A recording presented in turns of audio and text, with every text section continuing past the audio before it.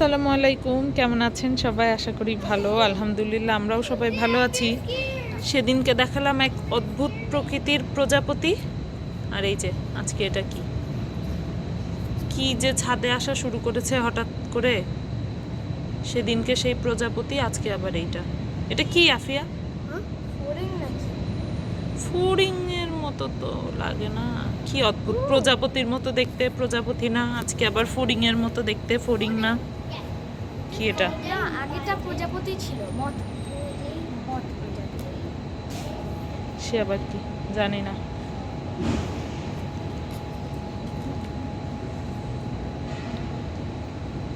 কি এটা বলো? জানো না? তুমি এটা উঠাও এটাকে। প্রজাপতিটা মরে গেছিল তাই উঠেছে।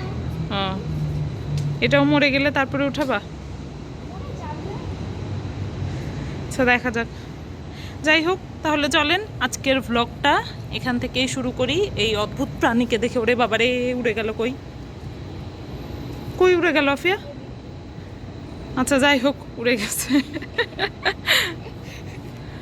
আমাদের হোটেলে একটা নামাজ রুম আছে, আপনাদেরকে দেখাই, যেখানে সুরাও লেখা। মালয়েশিয়াতে নামাজকে সুরাও বলে। তো এই যে এখানে অজু করার ব্যবস্থা, এদিকে আছে ওয়াশরুম, আর এখানে হলো নামাজ পড়ার জায়গা। আমি এখন এসেছি জোহরের নামাজ পড়ব। আজকে আমার মিট বক্সও খেতে ইচ্ছা হয়েছে, আবার শর্মাও খেতে ইচ্ছা হয়েছে। তো দুইটা তো আসলে আলাদা আলাদা করে বানানো সম্ভব না, কারণ এত টাইম থাকে না। তো এই জন্য ভাবলাম দুইটাকে একসাথে বানায় ফেলি। তো এই জন্য এখানে আমি রুটিটা রেডি করে রেখে গিয়েছিলাম, ওই যে 3টায় যে ব্রেকে আসি সেই ব্রেকে। আর এটা এখন ভেতরে টপিংসটা রেডি করলাম, যা যা ছিল আর কি আমার স্টকে তাই দিয়ে রেডি করেছি। এখানে সসেজ, তারপরে নাগেটস, ফ্রেঞ্চ ফ্রাই, আর একটু রেড ক্যাপসিকাম ছিল, ওইটাও দিয়ে দিয়েছি, একটু পেঁয়াজ কুচি। আর এদিকে আছে সব সস।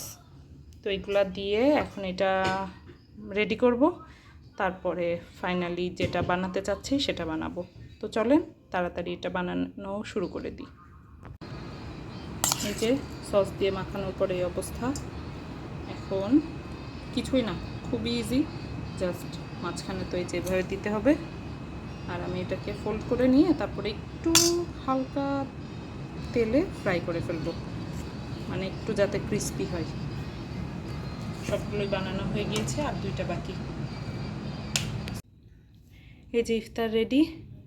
এখানে এটা ওই যে শর্মা কাম মিট বক্স যেটা বানাতে চেয়েছিলাম সেটা। এখানে একটু ছোলা, এদিকে আছে একটু ফল, এখানে আফিয়ার বাবুজির খিচুড়ি, যেহেতু আজ কয়েকদিন খিচুড়ি রান্না হয় না, তার খিচুড়ি না হলে তো একদম হয় না, এজন্য আজকে অল্প করে খিচুড়ি রান্না করেছি।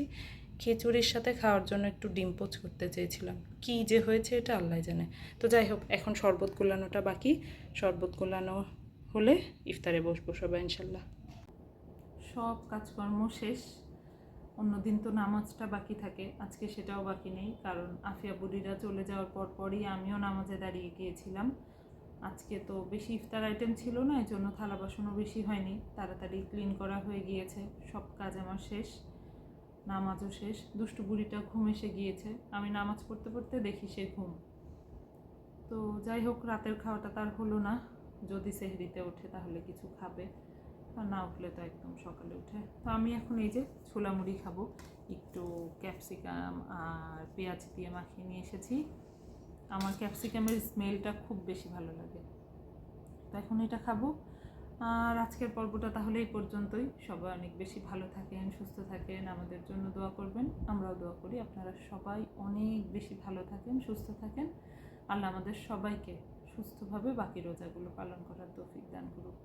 আজকের মতো তাহলে আল্লাহ হাফিজ, আসসালামু আলাইকুম।